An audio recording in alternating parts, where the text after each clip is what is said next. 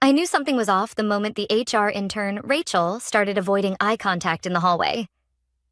She used to smile, that overly rehearsed kind of smile that came with her weekly team spirit emails. But that morning, she clutched her coffee like it was a security blanket and mumbled, "Morning," without meeting my eyes. The air in our office always smelled faintly like lemon disinfectant and panic, a mix of stress and fake cleanliness. I worked in finance audit at Larkwell Industries, a place where fluorescent lights hummed louder than people did. Precision was my job. Numbers, forms, timestamps. I was the one who made sure we didn't accidentally commit federal fraud by forgetting to check a box on a compliance report. Glamorous, I know. I'd been there 8 years, never missed a deadline, never caused a scene, never even used a sick day unless I had the medical note to prove it. And yet, that Friday at exactly 9:02 a.m., my phone buzzed with a message that would end everything. From HR Department Subject, Company Update, Policy Violation Notice Attachment, IMG_4751.jpg. When I opened it, my stomach dropped. It was my photo, my ID badge headshot. Below it, in bold red letters, "Fired for leaving 2 minutes early. Do not rehire." The email had been sent to everyone, every department, every contractor, even the company mailing list that reached our external partners. 2 minutes early. 2. I just stared at it for a solid minute, unable to move, while the chat notifications started exploding. What the fuck? Is this real? HR gone wild? Someone even reacted with a laughing emoji. I didn't cry. I didn't rage. I just felt hollow, like someone had taken a vacuum to my chest. I minimized the email and checked my timesheet. Thursday, clocked out at 4:58 p.m. We'd been told repeatedly that as long as we worked our full 40 hours, flexible exit within 5 minutes was fine. Even my manager, Carl, had said, "Don't stress about it." Except Carl wasn't answering his phone now. At 9:15, I heard footsteps, deliberate, clipped, heels striking tile like punctuation. It was Lexa, our head of HR, a woman who wore power suits and spoke in slogans. "Workplace culture is everyone's responsibility," she always said, right before firing someone for attitude misalignment. "Mandy," she said, stopping by my desk. Her tone was calm, too calm. "Let's talk in my office." I followed her down the hallway past the wall of framed motivational posters. Integrity, teamwork, excellence. Words that meant nothing here.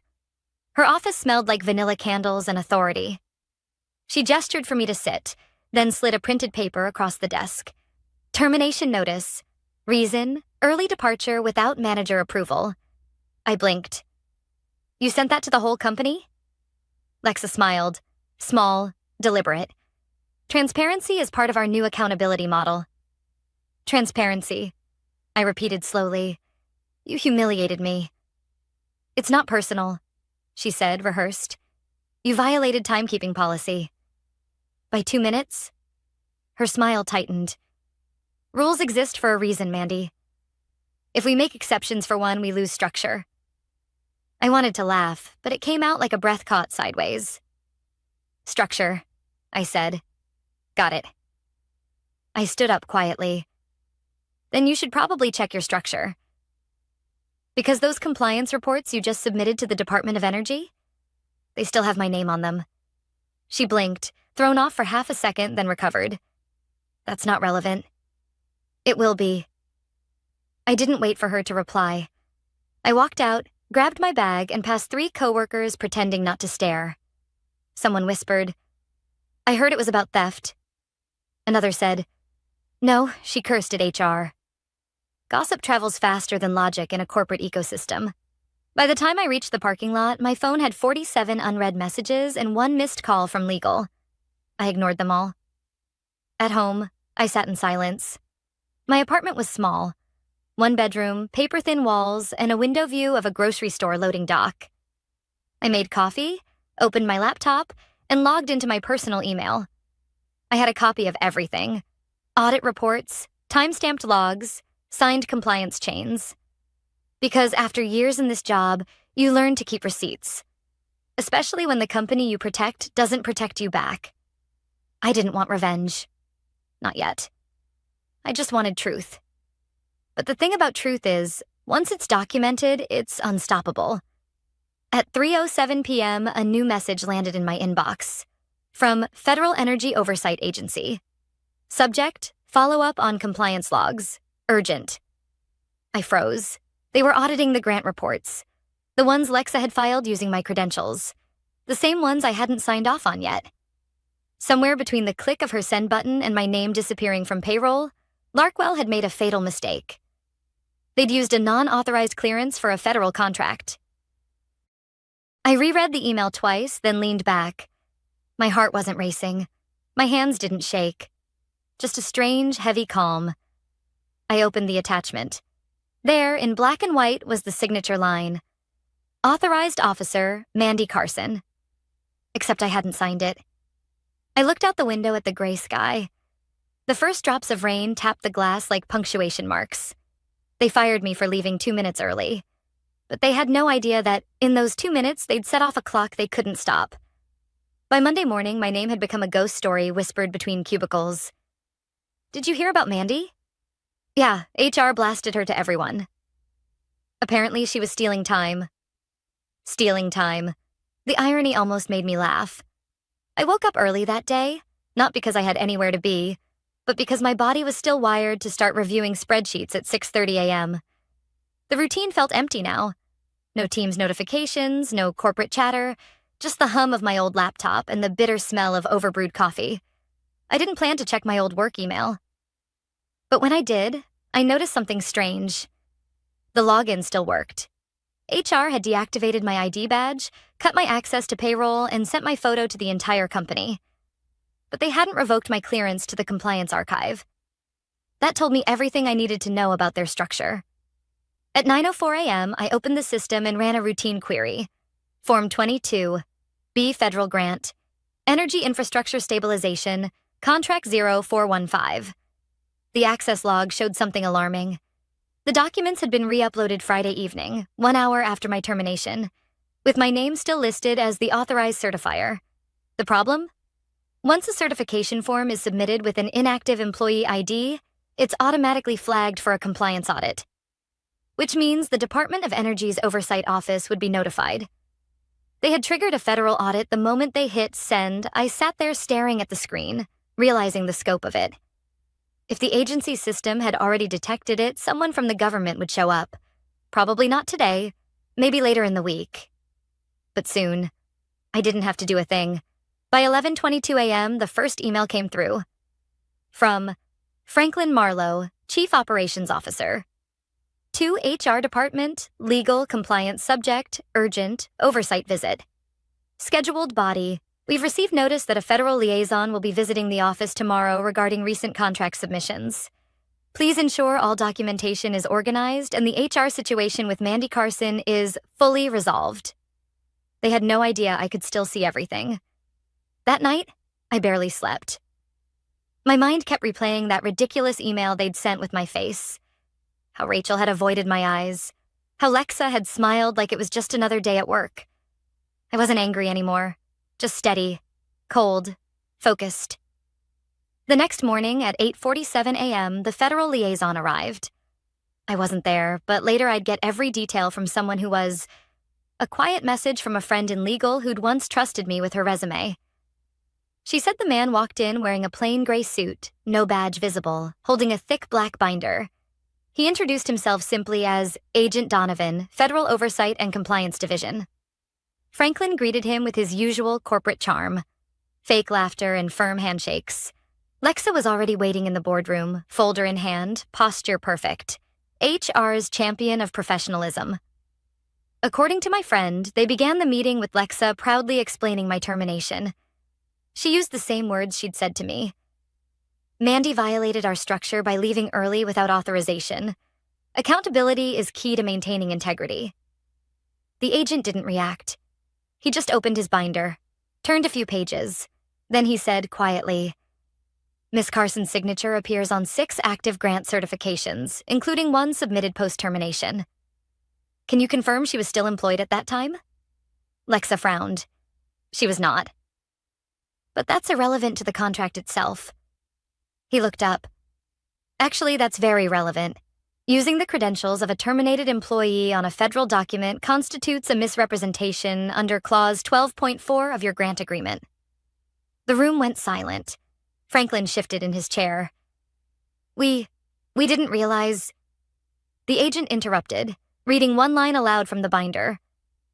Any certification submitted under the authority of a non-active employee is grounds for immediate audit suspension and potential funding freeze. The company lawyer, a man named Barlow, who always bragged about his Harvard degree, reportedly went pale. Then, as my friend described, he stood up and shouted, "You have to be kidding me. HR sent that form without clearance." The agent just closed his binder. "Then you'll want to speak with HR about that." He left a business card on the table, walked out without shaking hands. And just like that, the silence that followed apparently felt like the end of the world. My friend messaged me later that afternoon. He read one sentence. Mandy. Just one. Barlow screamed. Lexa looked like she'd seen a ghost. I sat in my kitchen rereading that message, the late sunlight stretching across the counter. My half-drunk coffee had gone cold, but I didn't care. The machine had turned on itself, and all I had done was stay quiet. At 5:12 p.m., my work account finally locked me out. Too late. I'd already downloaded every file, every timestamp, every email chain. I stored them neatly in a folder on my desktop labeled Receipts. The company wanted to humiliate me. They wanted to make an example. Instead, they'd become their own case study in arrogance. I closed my laptop and looked at the small photo still taped to my fridge. A picture of me and my team from years ago. Everyone smiling, eyes bright. Back when we believed this place actually cared. Now, I just whispered to the photo, half a smile tugging at my mouth. You wanted transparency, Lexa. Hope you like what's coming. The next morning, I woke up to 32 missed calls and a flood of unread messages. My old coworkers, most of whom hadn't spoken to me in months, were suddenly desperate to reconnect. Hey, Mandy, weird question. Did you ever sign something for the DOE contract? Lexa's freaking out. Something about a funding freeze? You didn't, send anything to the feds, right? I didn't reply to any of them. I just stared at the screen, coffee cooling beside me. The same way someone might watch a building slowly start to collapse in the distance. I hadn't pushed it. I'd only existed exactly as they'd described me. Quiet, invisible, compliant. But that was the thing about compliance. When it breaks, it doesn't scream. It echoes. By 9:10 a.m., the news had hit the internal network. My friend in legal forwarded me a screenshot from the company intranet. It read, "Due to recent administrative discrepancies, all energy infrastructure contracts are under temporary review. Please refrain from discussing this matter externally." Translation: They were in trouble. According to her, the agent, Donovan, had returned early that morning. This time he wasn't smiling. He came with 2 assistants and asked to see the complete audit trail for every document bearing my name. HR scrambled. Lexa claimed she'd already handled the matter, but the assistant pulled up the file metadata in real time. My user ID was still active at the moment of submission. You could have heard a pin drop. Franklin apparently tried to spin it as a technical oversight. The lawyer jumped in with corporate jargon about administrative carryover. But Donovan didn't argue. He just kept writing in his notebook. Finally, he said something no one in that boardroom will ever forget. You distributed an employee's termination notice to external partners while still using her credentials on federal filings. That's not an oversight. That's falsification. My friend said the color drained from Lexa's face like ink down a drain. The lawyer whispered something about needing to consult upstairs. Franklin rubbed his forehead and muttered, "How bad is this?" Donovan looked up, calm as a surgeon. "Bad enough that you'll be hearing from our contracts division before lunch." When I read that line in my friend's text later, I didn't smile. I just exhaled. For months, even years, I'd watched that company weaponize policies against people who couldn't fight back. They'd humiliated interns for typos, docked pay for bathroom breaks, written up employees for leaving 5 minutes early. And now, the same system that demanded absolute obedience was turning on them for the same thing. At 11:47 a.m., I received an email from my former manager, Carl. The subject line simply read, "Can we talk?" I almost deleted it, but curiosity won. His message was short. "Mandy, I had no idea they'd gone that far. HR told me you resigned voluntarily. The federal auditors are requesting your original access logs. We can't locate them on the server. If you still have copies, please call me. We're in real trouble." I leaned back in my chair, reread his words twice, then took a slow sip of coffee. For the first time in weeks, it actually tasted good. I didn't call him, but I did reply. "Hi, Carl. Hope you're well. Unfortunately, I'm no longer authorized to assist Larkwell Industries. Please direct all inquiries to federal oversight. Warm regards, Mandy." Within an hour, I got another message, this time from an unfamiliar address, miranda.k@larkwelllegal.com. I remembered her.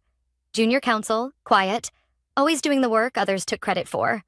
She wrote, "Off the record, they're blaming you. Lexa told the board you sabotaged the system out of spite, but the logs prove otherwise. Hold on to whatever you have. You might need it." That line, "you might need it," hit harder than I expected. Because she was right. This wasn't over.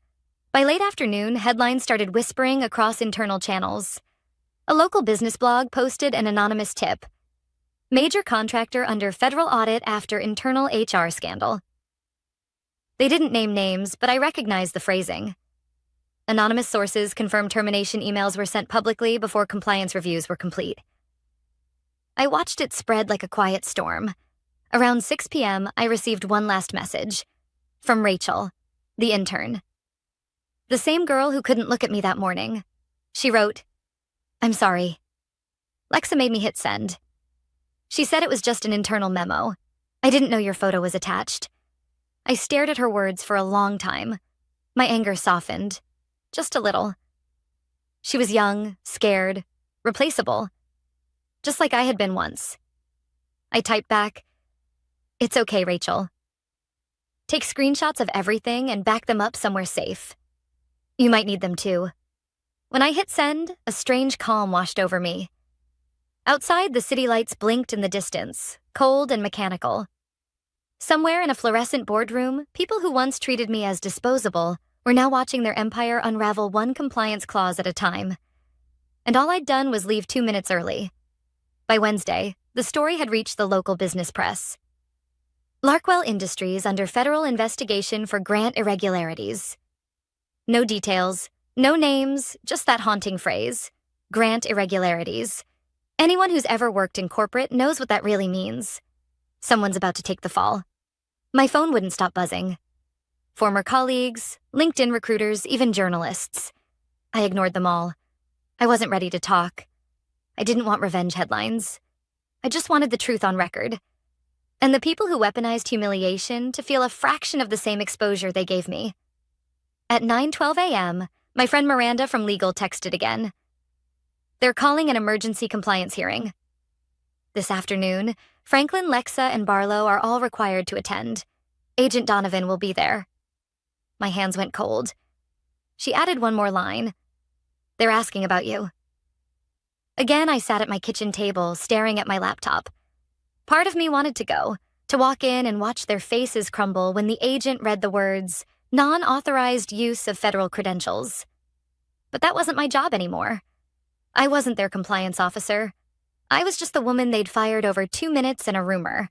Still, I couldn't resist logging into the public register of oversight notices. It's open access, if you know where to look. And there it was, in the digital bulletin. Notice of audit suspension, Larkwell Industries. Immediate review pending clarification of active named certifier status. Federal funding frozen. That line meant millions of dollars. Frozen. Just like that. I closed the tab and let out a slow breath. The sound of rain against the window filled the silence. For a moment, I felt almost sorry for them. Almost. By noon, Miranda called me. Voice low, whispering like she was hiding in a hallway. "They're in the boardroom right now." The agent's binder is out again. "You should hear this, Miranda. You shouldn't..." I'm muting myself. "Just listen." Through the faint static, I could hear the shuffle of papers, A cough, the creak of expensive leather chairs. Agent Donovan's voice was calm, precise. The record shows Miss Carson's credentials were used post-termination to authorize federal submissions. Who approved that? Lex's tone came sharp, defensive. We followed procedure. The documents were completed prior to her termination. There must have been a system delay, Donovan. The timestamp shows upload at 5:18 p.m., 2 hours after her access was revoked. A pause. Then Franklin. That must be a mistake. Our IT team. Barlow cut in, his voice cracking. Do you realize what you've done? You circulated her firing email to external partners, then used her credentials on active contracts. That's not procedure. That's negligent silence. Then Donovan again, softer this time. Negligence would be a generous interpretation, counsel. I heard papers turning, a pen tapping. Per clause 12.4, he continued, this qualifies as a breach of certification integrity. You'll receive a formal penalty notice within 48 hours. Federal funds will remain frozen pending full review. Someone, maybe Franklin, exhaled sharply, like he'd just been punched. Barlow muttered, Jesus Christ.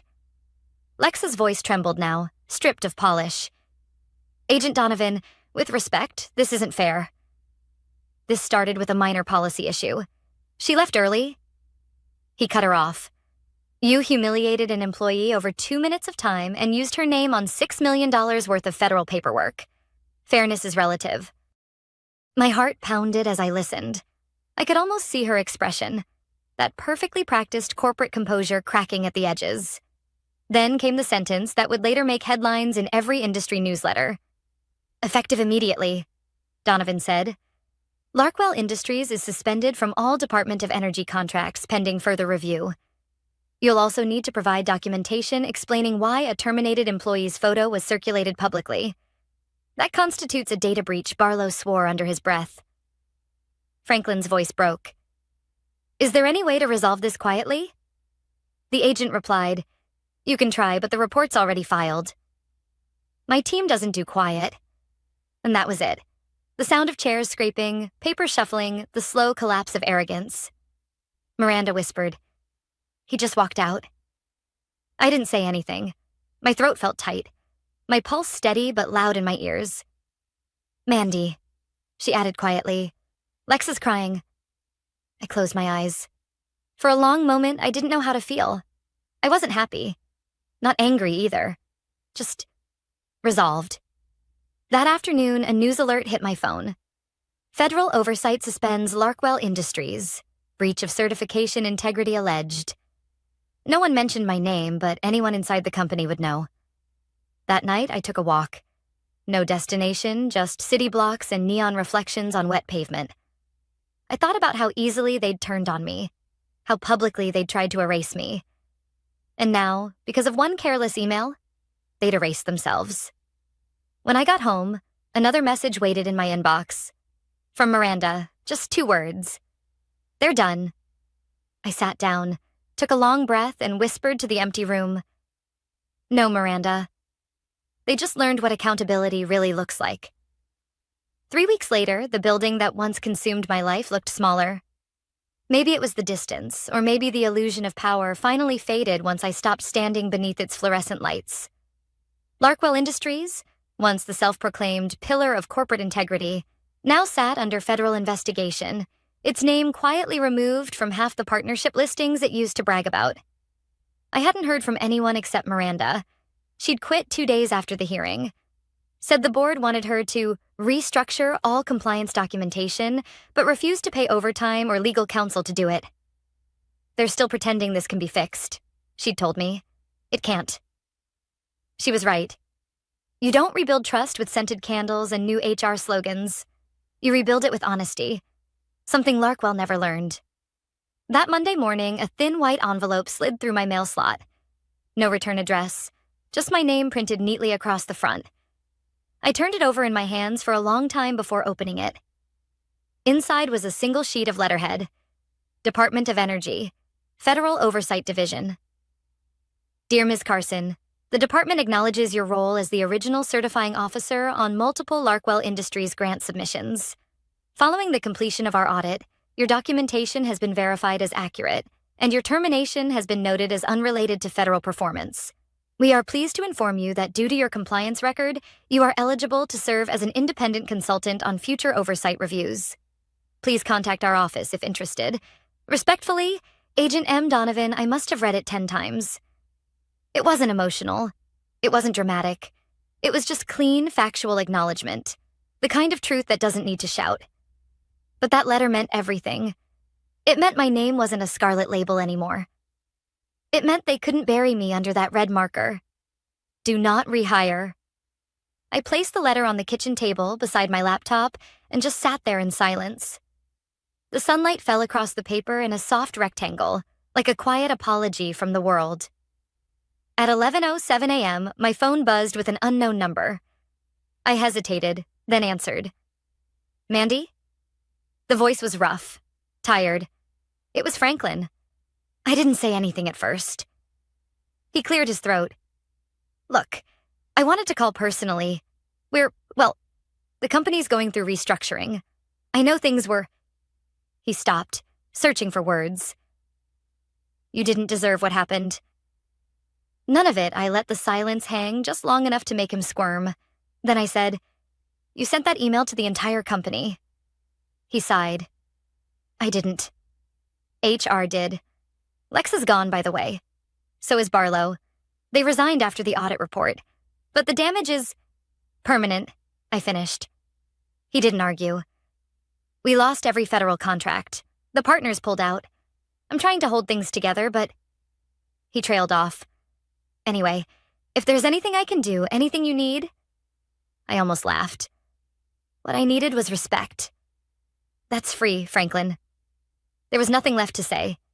He muttered something about wishing me well, then hung up. Afterward, I just sat there, letting the quiet settle around me. I wasn't angry anymore.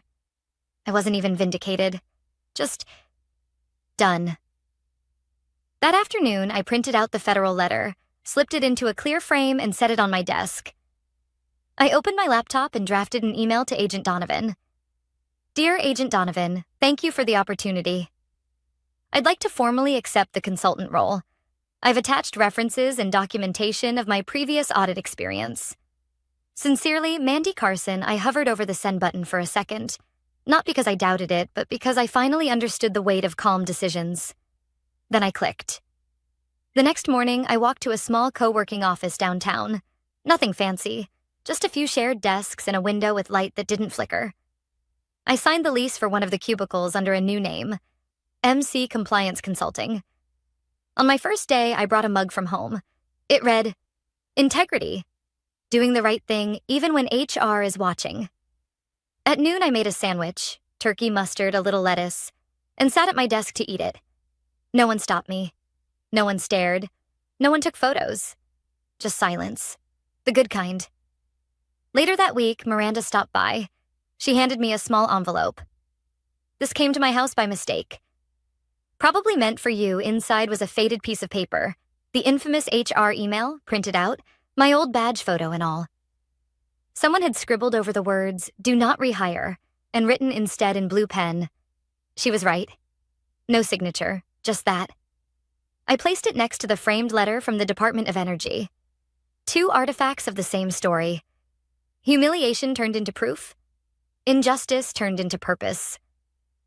Sometimes I think about Lexa, about that boardroom, about how one careless email became their undoing. But mostly I think about how fragile dignity is, how quickly it's stolen and how quietly it can be reclaimed. They fired me for leaving 2 minutes early, but in those 2 minutes I gained something none of them ever will. The power of silence backed by truth. I leaned back, took another bite of my sandwich, and smiled. Lunch break. I said to no one in particular. No approval needed.